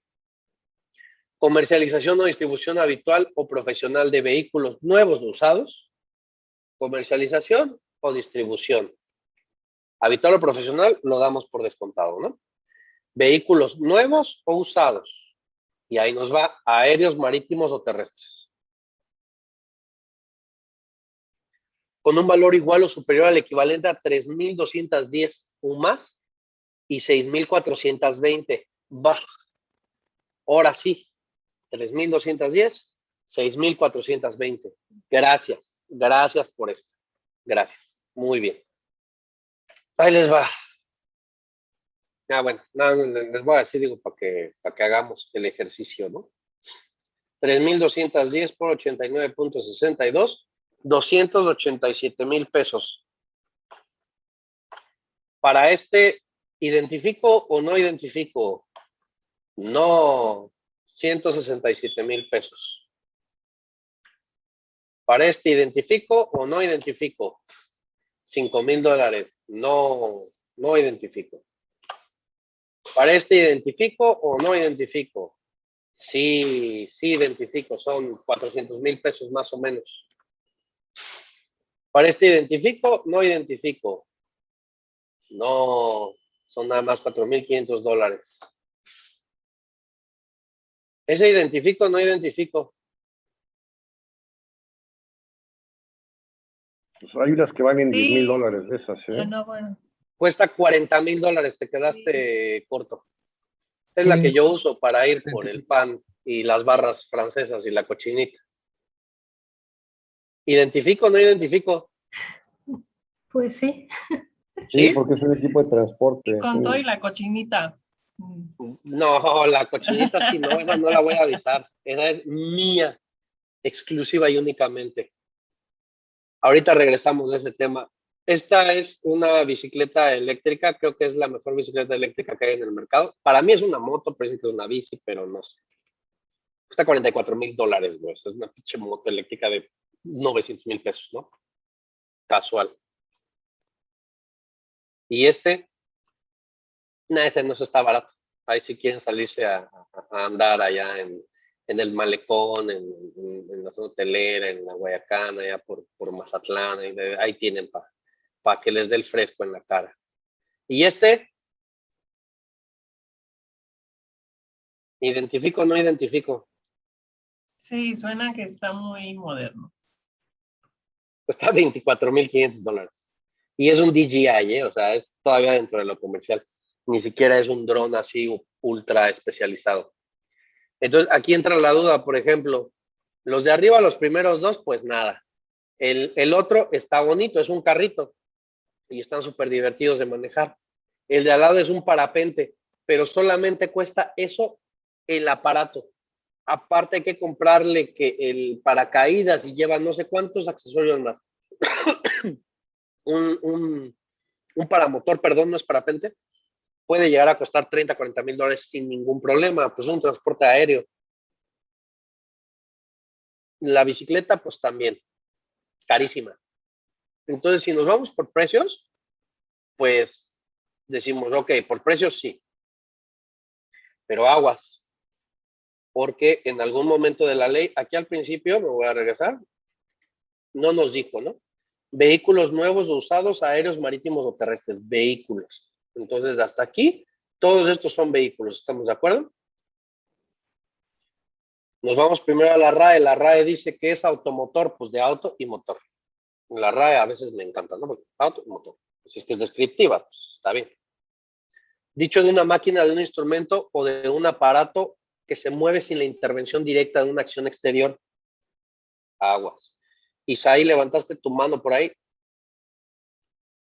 Sí, o sea, sí me causa ruido que el dron se esté considerando un método de autotransporte para causa de aviso, o sea, porque, o sea, pues, Aguas. No sí, dice transporte, dice vehículos. vehículo, ok, ok. Y el vehículo no forzosamente tiene que ser para transportar personas. Ahora, hay drones que pues ya te cargan cámaras profesionales o te Sí, cargan equipos de topografía para hacer batimetrías o te cargan muchas cosas. sí, eso Hay unos muy felices que hasta bombas cargan, ¿no? Y los tienen por ahí por Oriente Medio, tirando bombas por todos lados y no cuestan $3. sí. Que nos lo vayan a vender, bueno, esa es otra historia. Pero ahorita vamos a tu duda porque tienes razón. Entonces, automotores que se mueven sin intervención directa de una acción exterior, vientos. Luego tenemos que en las reglas de carácter general, en las fracciones 4, 5 y 6, nos los define ahí por si ahí tenía duda, ¿no? Vehículos aéreos, aquellos capaces de transitar con autonomía en el espacio aéreo con personas, carga o correo. Cepillo. El dron está dentro de la clasificación, ya estamos. Y sean, aquí es donde está peligroso, y sean sujetos de abanderamiento y matriculación en términos de las disposiciones jurídicas aplicables. Hasta donde yo tengo entendido, los drones no necesitan tener bandera ni matrícula. Luego entonces, Isaí tiene razón, no serían sujetos de la ley antilavado, pero por el solo hecho de que no tienen bandera ni matrícula. Pero si el día de mañana dicen que para volar un dron de X características necesitas una matrícula, en ese momento pasan a ser vulnerables, porque son vehículos aéreos. Pueden transitar de forma autónoma, con personas carga o correo. Si es un dron que trae una cámara, la está cargando. Luego entonces estamos en el supuesto. Luego tenemos las 5 vehículos marítimos. Toda construcción diseñada para navegar sobre o bajo vías navegables, así como cualquier otra estructura fija o flotante que sin haber sido diseñada y construida para navegar, sea susceptible de desplazarse sobre el agua por sí misma o por una embarcación, o bien construida sobre el agua para el cumplimiento de sus fines operativos y sean sujetos de abanderamiento y matriculación, misma historia. Y entonces, pues aquí, pues todos los barcos, ¿no? Hasta donde yo sé, las motitos acuáticas no necesitan matrícula, pero las lanchitas sí ya. Ahora no sé, corríjanme, porque la verdad yo nunca he tenido barcos y no pienso nunca tener un barco, porque los que han tenido barco, todos me dicen que te da dos gustos un barco. Cuando lo vendes, perdón, cuando lo compras y cuando lo vendes. Hoy amanecí al revésado. Y sí he visto lo que cuesta mantenerlos, no gracias, cuando quiera salir rento uno. Si me quieren prestar el suyo, también lo acepto. Y en la fracción 6 nos dice vehículos terrestres, a aquellos que sean automotores. Entonces, yo considero que la bicicleta no es un vehículo automotor. ¿Están de acuerdo conmigo?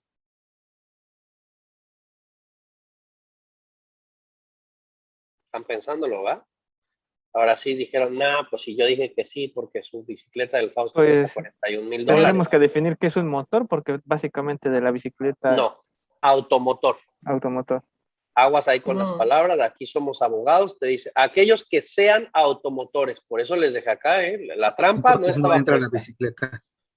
Dicho de una máquina, de un instrumento, de un aparato, que se mueve sin la intervención directa de una acción exterior.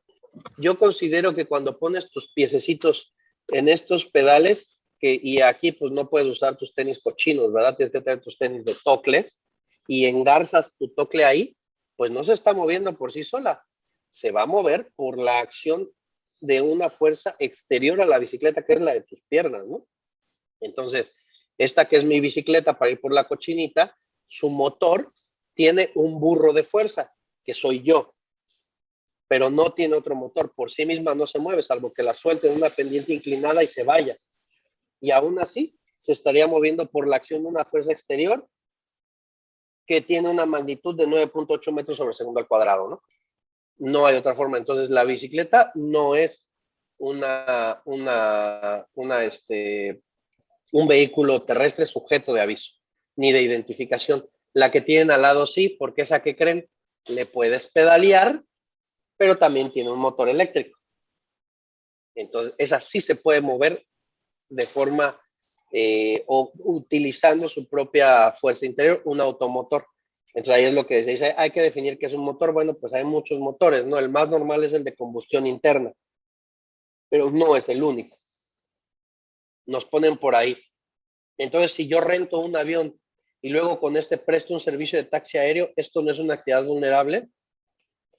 Según lo que nos dice la ley, no lo sería, porque te dice comercialización o distribución, no renta.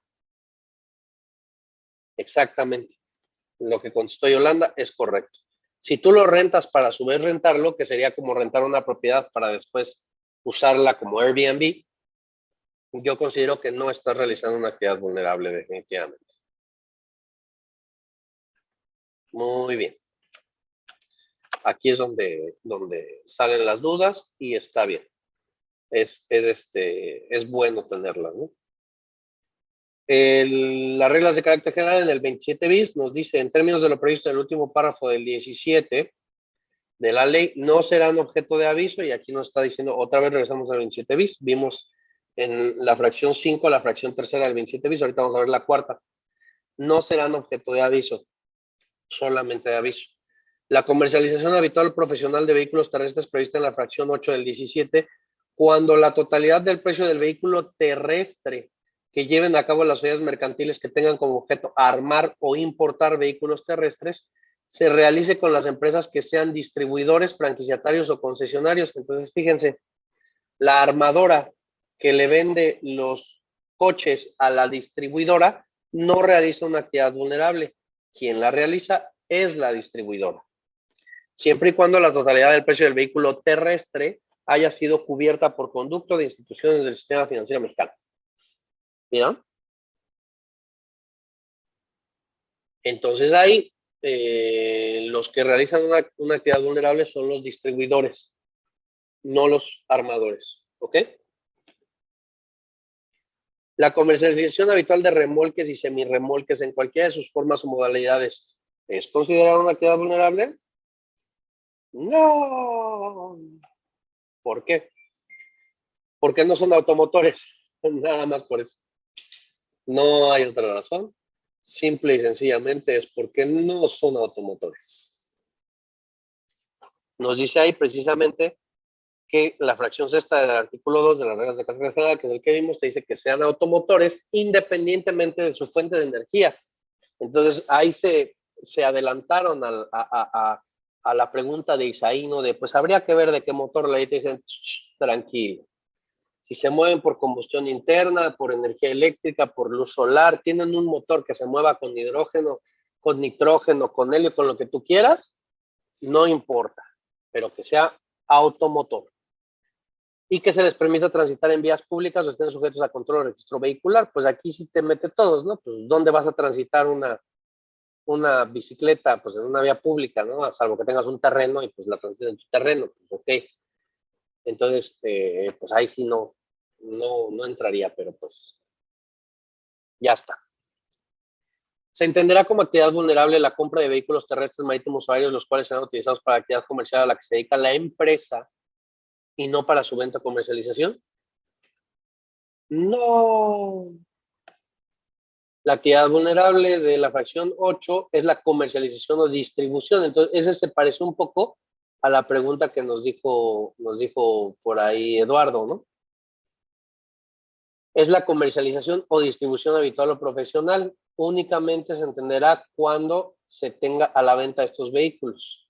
Y así dice en el portal, porque está copiado y pegado, marítimos. Es curioso, no dice en la pregunta solo marítimos y acá dice solo marítimos. Tomando en consideración que para que la comercialización o distribución sea considerada como vulnerable, deberá ser habitual y profesional. Ya está, entonces pues no comercializas, o sea, puedes comprar una flotilla de autos, pero no los vas a comercializar. Ahora, ¿qué pasa? Se entenderá como vulnerable la venta de vehículos que hagan las empresas del grupo empresarial a favor de sus empleados o de terceros a efectos de ser considerados como bajas de activos de la empresa. Esta es una pregunta importante que nos interesa a algunos de los que estamos aquí. No. La comercialización de vehículos a favor de empleados o terceros como parte de una práctica usual corporativa, tal como lo puede ser la baja de activos de esta, no es actividad vulnerable, en razón de que no es su actividad preponderante, sino que la realizan a efectos de recuperar sus pasivos. Me parece bien, autoridad. Oye, pero somos una arrendadora, no importa, no es tu actividad preponderante, ¿no? Y la venta la vas a hacer a efectos de recuperar pasivos. Sí, tiene razón. Y es una respuesta contablemente correcta, a mi parecer. ¿Cuándo se entenderá por realizado el acto u operación de comercialización o distribución de vehículos? Conforme a lo establecido por el artículo 5 del reglamento, la fecha del acto u operación que deberá ser considerada será aquella en que estos se hayan celebrado.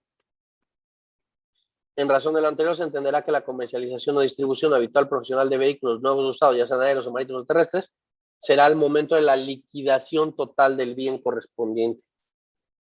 ¿Levantaste por ahí tu mano, Yolanda? Sí, ahí la tienes levantadita. Sí, Fausto. Una pregunta. Por ejemplo, tengo por ahí un cliente que ellos son una agencia de paquetería, transportan para toda la República, ¿no? Así como de HL, como Paquetes Express y demás. Y ellos venden su flotilla de autos cada fin de año o cada año, sí, lo venden, lo ponen en anuncio y lo venden al público en general a precios pues, bajos, ¿no?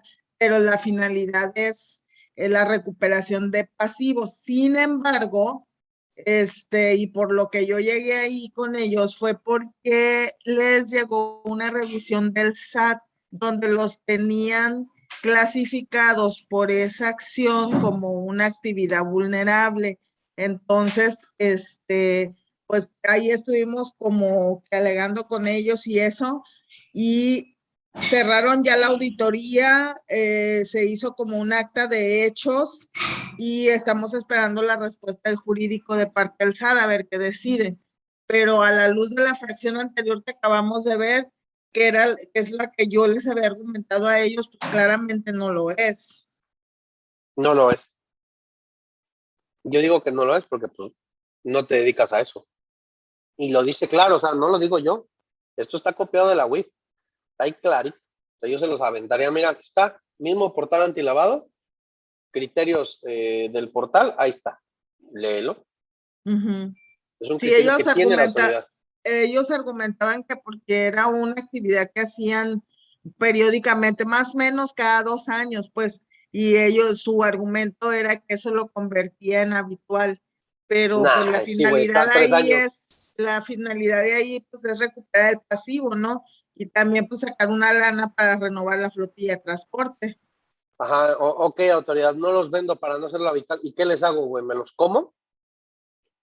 Los destruyo, los rifo, o sea, no, están súper mal y o sea, si llegan al tribunal, les van a dar palo. No veo que puedan defender mucho ese criterio, definitivamente. Ya luego te compartiré cuando llegue la respuesta del jurídico, a ver Sí, qué nos dice. sí, me la enseñas a ver qué te dicen, porque yo digo que sí, palo, palo, palo. Ok, gracias. ¿Y don Carlos había levantado su manita?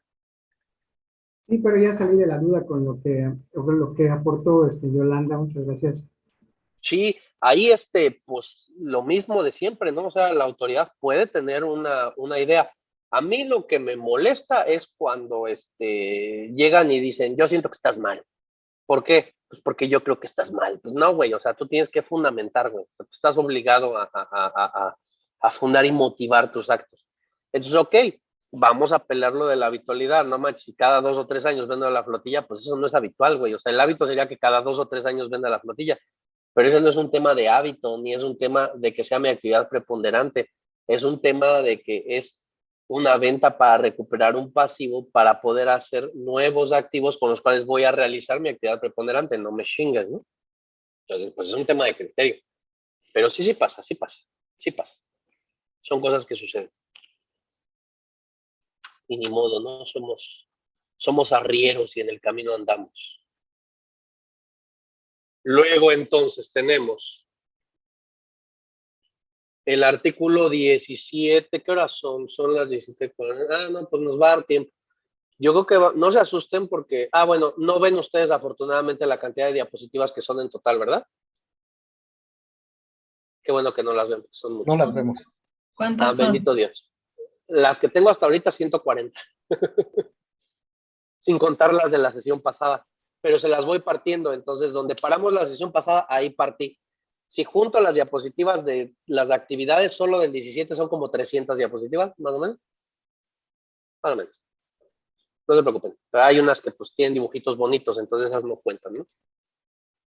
Vamos a continuar. Yo creo que vamos a parar en esta o en la otra. Ahorita. No, yo creo que vamos a parar en la otra. Esta es la fracción 9, es blindaje. 2,410 sumas y otra vez nos lo hizo. 4,815. ¿Qué te costaban 5 más, cabrón? Yo te las pago, güey. Ponle las 4,820. No está. Bueno, prestación habitual o profesional de servicios de blindaje de vehículos terrestres, nuevos o usados, así como de bienes inmuebles. Yo les pregunto, ¿se pueden blindar vehículos aéreos o marítimos? Sí se podría hacer. Depende del grado de seguridad de la persona a quien quieres proteger. Correcto. ¿Por qué no lo pusieron dentro de la actividad vulnerable? ¿Por qué creen? ¿No? Porque saber no vamos a saber, vamos a especular.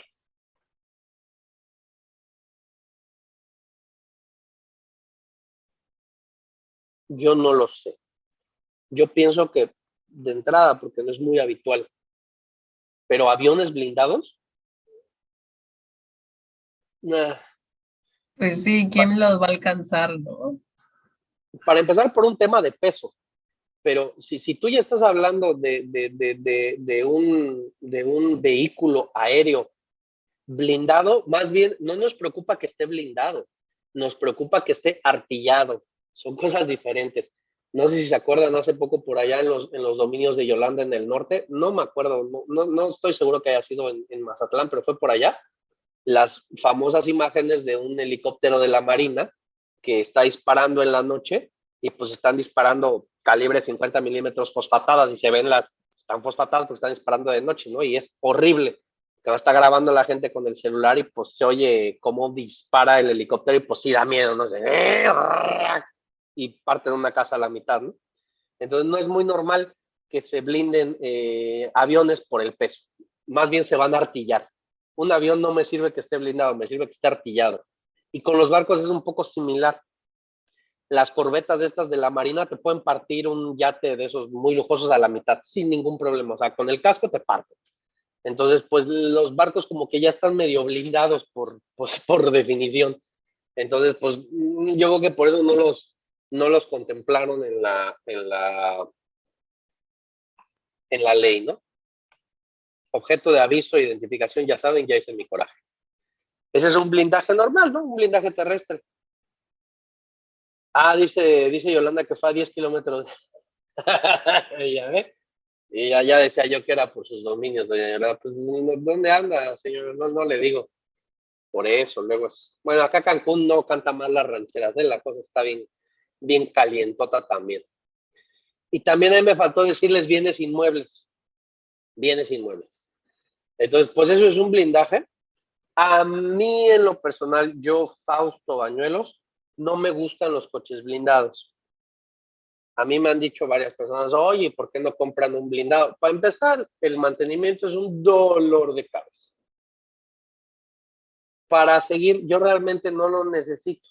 Para mí el riesgo es que pues crean que tengo más de lo que tengo. Yo no tengo. Entonces, si me secuestran, yo no tengo nada. No va a pasar. Entonces, los que realmente se dedican a eso no me van a secuestrar porque van a tener los medios para darse cuenta que pues, no les va a convenir. Pero por otro lado, si estoy en ese supuesto, los peligrosos son los que crean que sí tengo mucho, pero no sean lo suficientemente diligentes para asegurarse de que sí tenga mucho. Pero si luego me ven andar en un coche blindado, van a decir, no, pues seguramente sí tiene mucho, ¿no? Entonces, no. Y también los coches no me encantan. Entonces, su servidor anda siempre en un coche seminuevo y blanco, así para que se vea flotillero y poderoso y tranquilo, nadie me voltea a ver. Además, por mi experiencia profesional, casi siempre, cuando todavía trabajaba, siempre tenía coche. Y con uno de los últimos jefes que tuve, que está loco, yo traía un pointercito rojo y un día me lo quitó porque necesitaban el pointer para mover trabajadores y me dijo, pues no te voy a dejar sin coche, pero yo tengo un BMW y me gusta, llévate el Porsche. El vato me hizo andar en un Porsche como 3 meses porque el pointer lo necesitaban para trabajadores y decía, no vas a subir los trabajadores al Porsche porque no caben. Y anduve en un Porsche Boxster como 3 meses, todo el mundo te voltea a ver, los hombres te ven feo, algunos, las mujeres te ven bonito, algunas, no me gusta, me llama mucho la atención. Entonces tenemos los coches blindados, pues la gente que sabe los reconoce, ya no están tan feos como antes, que parecía que ibas en una pecera cuando se te mareaban, ya no. Pero todos los que blindan coches, pues van a ser reportados. El umbral de aviso de 2,410 un más, parece mucho, pero no lo es. Son 215,000 pesos. ¿Ustedes creen que un coche lo blindas con menos de 200,000 pesos? Ni de broma. Dicen que lo que conviene es comprar los blindados ya de agencia. Creo que Mercedes-Benz los vende blindados de agencia. No sé si alguna otra armadora. Igual y pido un Suru blindado, ¿no? Que me blinden mi Surito, pues oigan. Y luego tengo... Esos 215,000 pesos, maestro, prácticamente sirve solamente para mantenimiento.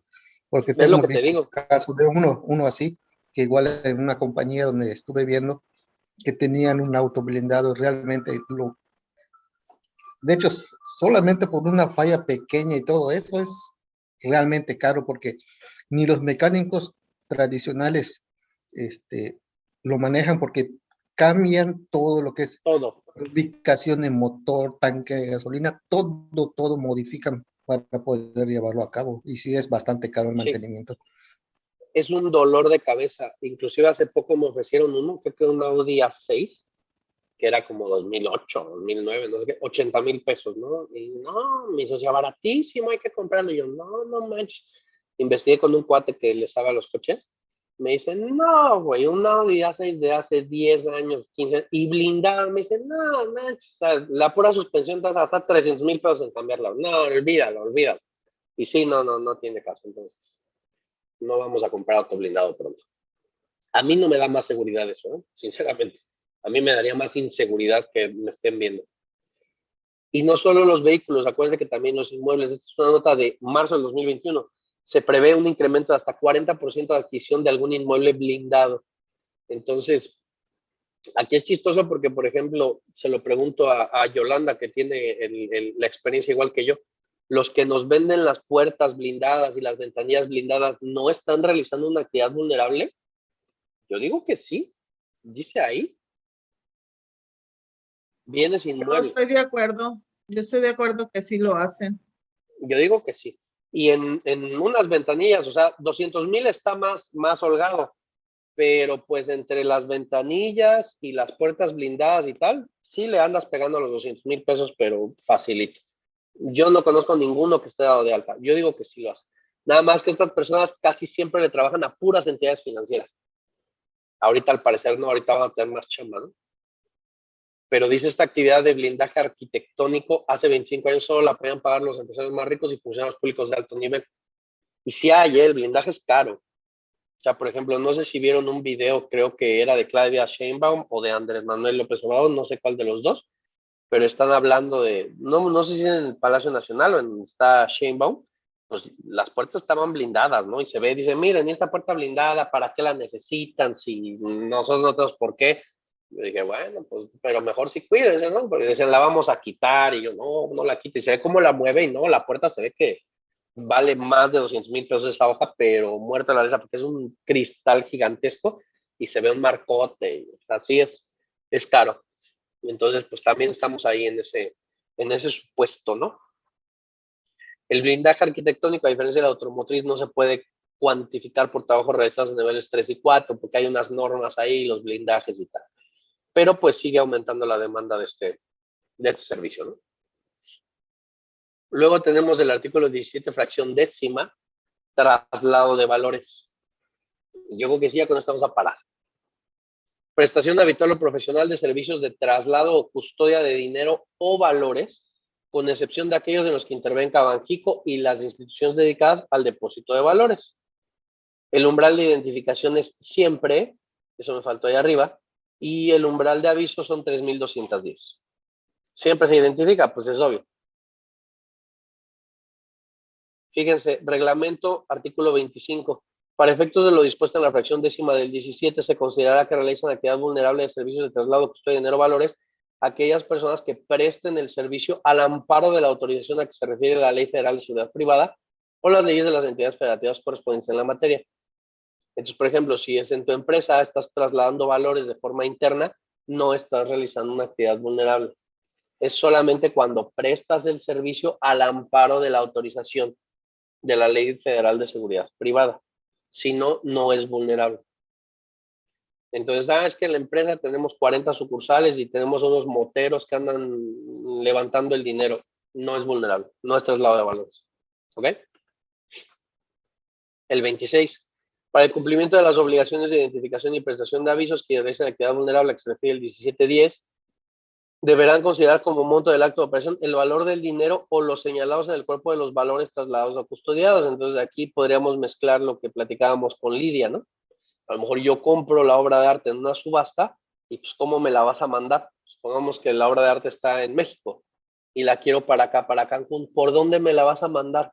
Supongamos que pagué pues, barato porque yo no tengo tanto dinero. Pagué 30 millones de pesos por una obra de arte. Casual, los puedo pagar, me lo merezco. ¿Cómo me la vas a mandar? ¿Me la vas a mandar por estafeta? Por Cepomex, ¿no? Para que llegue doblada. Pues no, o sea, seguramente vas a utilizar un servicio de traslado de valores. Entonces, pues ahí estás en el supuesto siempre. No solamente es dinero, para que no se queden ustedes con esa idea. Respecto de aquellos que no tengan un valor intrínseco, tal cual es el caso de las obras de arte que no tienen un valor intrínseco, o no se señale dentro del cuerpo su valor, y además no cuenten con un documento en el que se establezca el valor específico, que sí deberíamos de contar con una factura, cuando menos, se deberá considerar como monto del acto de operación el establecido en el segundo párrafo de la fracción 10 del artículo 17, por lo que en todo caso serán objeto de aviso. Entonces, si no tienen valor o no tienen forma de saberlo, sencillo, papito, sencillo. 3,210 y siempre las avisas. Ah, bueno, está bien.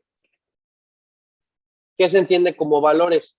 Metales amonedados y títulos de crédito, a que se refiere la Ley General de Títulos de Operaciones de Crédito, y los de la fracción 24 del artículo 2 de la Ley del Mercado de Valores, así como los bienes señalados de las fracciones 1, 2, 3, 6 y 7 del 17. Tarjetas prepagadas de crédito, servicios, cheques de viajero, ya sabemos, ¿no? Por lo que se refiere al inciso B de la fracción 11 del 17, se consideran valores a los metales amonedados, o otra vez nos lo volví a decir, así como los títulos de crédito regulados por... Ah, no, más bien yo la repetí, ¿o no? Ahora sí nos lo repitió, miren, yo pensé que estaba redundando, y no, sí redundó acá. Y nos refiere otra vez a la fracción 24 del artículo 2 de la Ley del Mercado de Valores.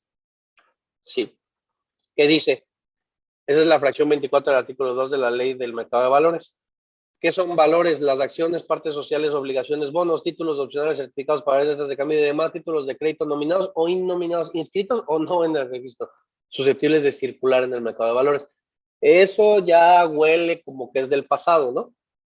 Porque pues ahorita ya no se estila que te den una acción y así como, ay, la de Telmex, y tenías tu acción ahí, ¿no? Ya no se estila que te los impriman. Ya más bien todos son electrónicos. Entonces, pues, ya no es necesario, ¿no? Ya hasta los almacenes generales de depósito, tú dices, ay, los almacenes generales de depósito ya ni existen, no, sí existen, un chingo, nada más que se volvieron empresas electrónicas, pasaron de ser papelerías a empresas electrónicas radicalmente y tienen servidores y sistemas de seguridad increíbles y demás. En la prestación del servicio de custodia ordinaria de valores, ¿cuál es la fecha de operación que se debe de considerar? La fecha de operación que debe considerarse es la que corresponda al fin de la custodia, pues a partir de entonces empieza a correr el plazo que se refiere al 23 de la Ley PIORPI para presentar el aviso correspondiente. ¿Ok? Entonces, se debe de identificar como fecha de operación el fin de la custodia. Entonces, si a mí me dan, por ejemplo, el cuadro, ¿no? Que compré en el DF, yo lo compré por teléfono en una subasta, lo compré el día 10 y el cuadro me llega hasta el día 5 del mes siguiente, entonces la fecha de operación es el 5 en donde termina la custodia y ellos lo avisarán hasta el 17 del otro mes. Eso es importante. Y yo creo que hasta aquí vamos a parar porque aquí empiezan las complicadas. Esta y la que sigue son dolor de cabeza, garantizado. ¿Hasta aquí tienen alguna duda o pregunta? ¿Todo está claro? Yo no. ¿Están aprendiendo bien sus umbrales? ¿O más o menos? Más o menos. Sí, más o menos. Más o menos ahí vamos. Es mucha información.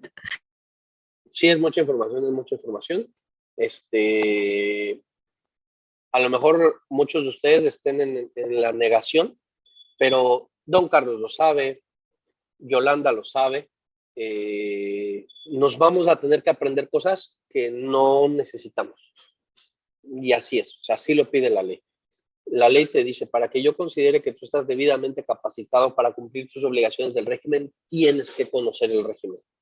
No es solamente que conozcas tu operación o lo que tú haces. Tienes que conocer profundamente el régimen.